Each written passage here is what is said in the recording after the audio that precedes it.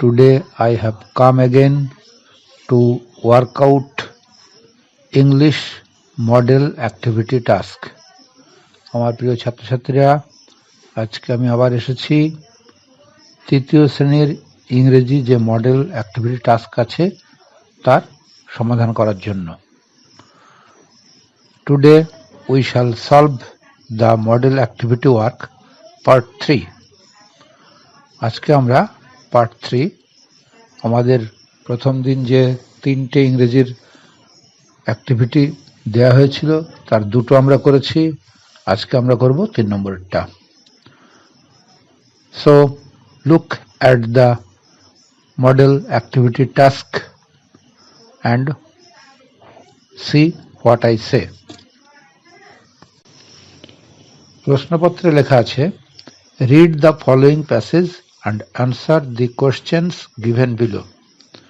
নিচের অনুচ্ছেদটা পড়ো এবং প্রশ্নগুলোর উত্তর দাও। নিচে যে প্রশ্ন দেওয়া রয়েছে সেগুলোর উত্তর দিতে হবে, এটা পড়ে নিয়ে। এটা আমাদের কাছে আনসিন প্যাসেজ, কারণ আমরা এটা আগে পড়িনি। তাহলে দেখা যাক সেখানে কি লেখা আছে। আমি একবার পড়ছি, শোনো। We use water for different purposes.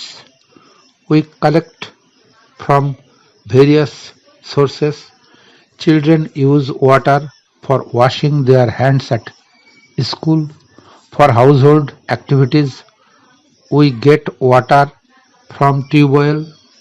This water is clean and safe for activities. We get water from tube well. This water is clean and safe for drinking. A gardener waters his plants. He gets it from ponds.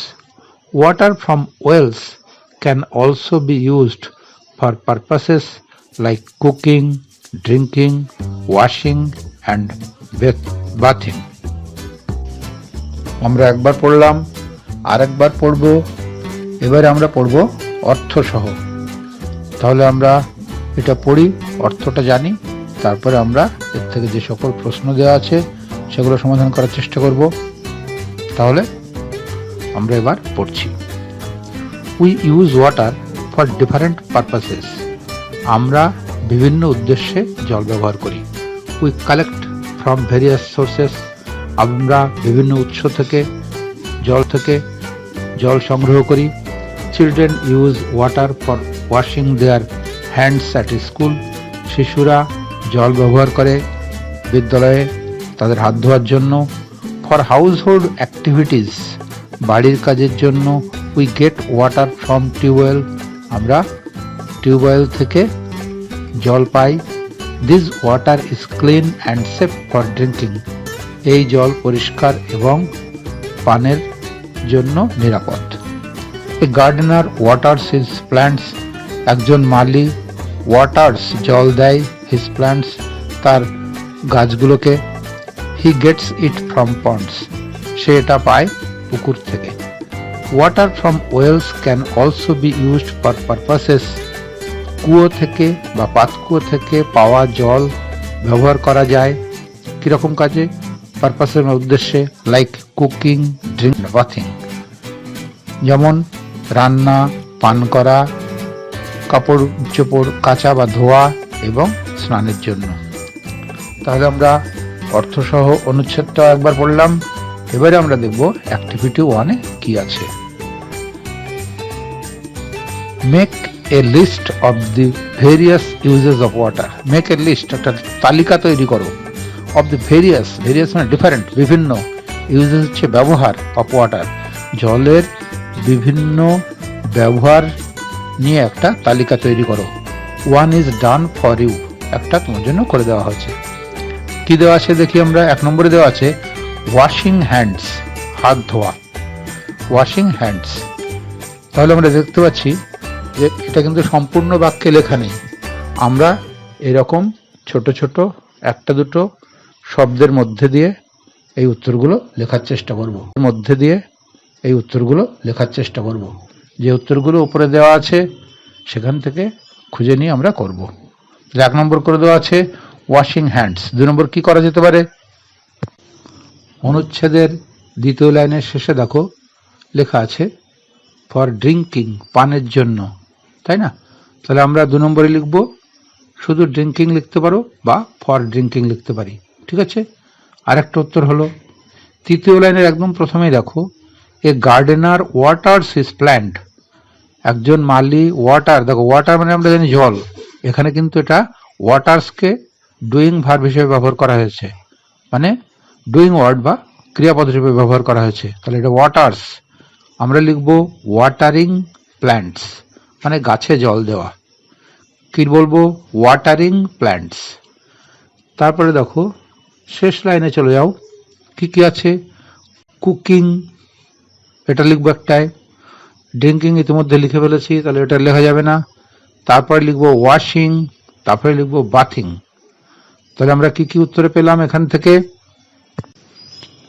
1 নম্বরে দেওয়া আছে washing hands, 2 নম্বরে আমরা লিখবো drinking, 3 নম্বরে লিখবো watering plants, তারপরে 4 নম্বরে লিখবো কুকিং, 5 নম্বর ওয়াশিং, 6 নম্বর বাথিং। তাহলে আমাদের একটা বাকি থেকে গেল। তাহলে আমরা এসো দেখি। আচ্ছা, দ্বিতীয় লাইনের ওটা দেখো ফর হাউস হোল্ড অ্যাক্টিভিটিস, আমরা এটা লিখবো ডুইং হাউস হোল্ড অ্যাক্টিভিটিস। 7 নম্বরে কি লিখবো? Doing house hold activities. শুধু এগুলো নয়, এছাড়াও কিন্তু জলের অনেক ব্যবহার আছে। যেমন ধরো জল আমরা কি করি? আগুন নেভাতে কাজে লাগাই, এটা পুটিং আউট ফায়ার, তাই না? আবার বলতে পারো ওয়াশিং আওয়ার ক্লথস, জামা কাপড় কাচতে জল লাগে। আবার ধরো ক্লিনিং আওয়ার ইউটেনসিলস, আমরা বাসন কোসন মাজতেও জল ব্যবহার করি, তাই না? তাহলে এই 7টা আমাদের হলো। অ্যাক্টিভিটি 1 আমরা কমপ্লিট করলাম। এবারে আমরা দেখব activity 2। Fill in the blanks using the correct form of verbs or doing words. Fill in the blanks, শূন্যস্থান পূরণ করো, ইউজিং ব্যবহার করে, দ্য কারেক্ট ফর্ম সঠিক ফর্ম বা আকৃতি দিয়ে, অফ ভার্বস ক্রিয়াপদের, or doing words, doing words মানে ভার্ব, ক্রিয়াপদের উপযুক্ত রূপ দিয়ে আমাদের শূন্যস্থান পূরণগুলো করতে হবে। 1 নম্বর প্রশ্নে আছে she dash to play in the field. দেখো ব্র্যাকেটে দেওয়া আছে লাভ আর loves. She dash to play in the field, সে মাঠে খেলা করতে ভালোবাসে। তাহলে ভালোবাসে এখানে লাভ হবে না লাভস হবে? আমরা এখানে লাভস করব, দ্বিতীয়টা LOVES। কেন এবার বলি একটু। আমরা একটা জিনিস মনে রাখবো যে আমি, আমরা, তুমি, তোমরা বাদ দিয়ে আই, উই অ্যান্ড ইউ, আবার বলছি আই, উই অ্যান্ড ইউ, এই 3টে ওয়ার্ড বাদ দিলে বাদ বাকি কিন্তু সবই থার্ড পারসন, তাই না? প্রথম পুরুষ। আই, উই উত্তম পুরুষ, ইউ মধ্যম পুরুষ, আর বাদ বাকি যা কিছু আছে সব হচ্ছে প্রথম পুরুষ।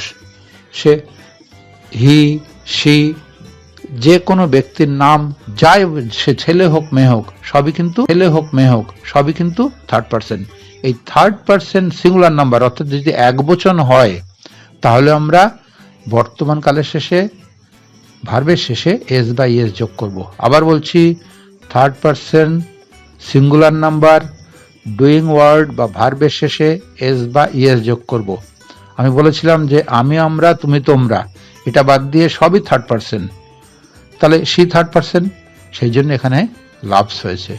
তাহলে আমাদের উত্তর হলো she loves to play in the field. 2 নম্বর দেখি, we dash to school everyday. We walk আর ওয়াক্স। উইটা হচ্ছে উত্তম পুরুষ, তাই না? অর্থাৎ ফার্স্ট পারসন, এখানে কিন্তু ওয়াক হবে, কখনোই ওয়াক্স হবে না। কিন্তু এটা যদি রাম, শ্যাম, যদু, হি, সি যাই থাকতো তাহলে কিন্তু আমি করতাম। যাই হোক, তাহলে আমাদের দ্বিতীয়টার উত্তর হলো we walk WALK to school every day. আমরা প্রতিদিন হেঁটে বিদ্যালয়ে যাই। 3 নম্বরে দেখো I dash the footstep of someone. I dash, আমি, ব্র্যাকেটে আছে হিয়ার আর হিয়ার্স, আমি শুনি, তাহলে আমি হচ্ছে ফার্স্ট পারসন, তাহলে আয়ের পরে হিয়ার হবে। আই হিয়ার দ্য ফুটস্টেপস, আমি পদধ্বনি শুনি, অফ সামওয়ান মানে কোনো একজনের, মানে কেউ একজন আসছে তার পায়ের শব্দ শুনি। তাহলে আই হিয়ার, HEAR, প্রথমটাই হলো, ঠিক আছে। লাস্টেরটা দেখি এবার। Our teacher dash us English. Our teacher, আমাদের শিক্ষক বা আমাদের শিক্ষিকা, ড্যাশ আস ইংলিশ, ব্র্যাকেটে আছে টিচ আর টিচেস। তাহলে আমাদের শিক্ষক বা আমাদের শিক্ষিকা, এখানে কিন্তু টিচার্স বলেনি, এক বচন। তাহলে আমি আগে বলেছি আমি, আমরা, তুমি, তোমরা বাদ দিয়ে সবই হচ্ছে থার্ড পারসন, তাহলে আওয়ার টিচার কিন্তু থার্ড পারসন। আর এটা সিঙ্গুলার নাম্বার, কারণ টিচার্স নেই, শুধু আছে টিচার, তাহলে এখানে হবে টিচেস।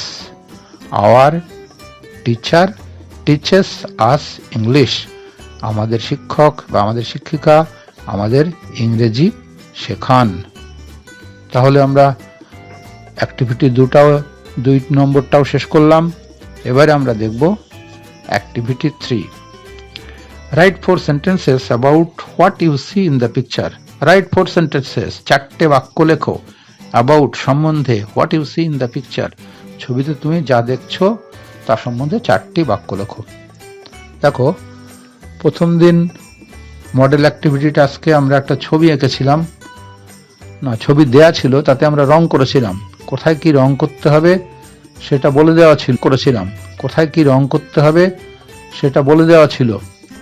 আর এবার হলো কি, এবার কিন্তু রং করা আছে, আমাদেরকে ছবিটা বর্ণনা করতে হবে। আমি সেদিনই বলেছিলাম যেরকম প্রদত্ত ছবি নিয়ে আমাদেরকে বাক্য লেখা শিখতে হবে, সেরকম কয়েকটা বাক্য তোমাদেরকে বলেওছিলাম। আজকে দেখো সেটাই দেওয়া আছে, একটা ছবি দেওয়া আছে, এই ছবিটার সম্পর্কে 4টে বাক্য আমরা লিখব। কি কি লেখা যায় এসো একটু ভাবি, তারপর চেষ্টা করি লিখতে। দেখো, ছবিতে আছে একটা নদী, আছে একটা নৌকা, মাঝি নৌকা বেয়ে চলেছে, 2টো তাল গাছ আছে, 2টো বাড়ি আছে, আরো একটা বড় গাছ আমরা দেখতে পাচ্ছি। এবার আমরা এগুলো নিয়ে এভাবে লিখি। প্রথমটা এরকম লেখা যেতে পারে, দেখো, it is a beautiful picture, it is a river is flowing, একটা নদী বয়ে চলেছে, এ river is flowing, FLOWING, flowing, একটা নদী বয়ে চলেছে। এ boatman is sailing his boat, A boatman, একটা মাঝি, ইজ সেইলিং হিজ বোট, তার নৌকা বেয়ে চলেছে। 2 houses are on the bank of the river, 2 houses are on the bank of the river, নদীর তীরে 2টো বাড়ি আছে। There are 2 palm trees, 2টো তাল গাছ আছে, সেখানে 2টো তাল গাছ আছে। লক্ষ্য করো, PLUM, প্লাম মানে কুকুর, এই কুল বা হাতের তালু, আর এখানে হবে কিন্তু PALM, পাম, পাম মানে তাল। আবার বলছি, there are 2 palm trees, PALM, সেখানে 2টো তাল গাছ আছে। A big tree is also behind the houses, a big tree, একটা বড় গাছ, is also, আরো আছে, behind the houses, বাড়িগুলোর পিছনে একটা বড় গাছ আছে।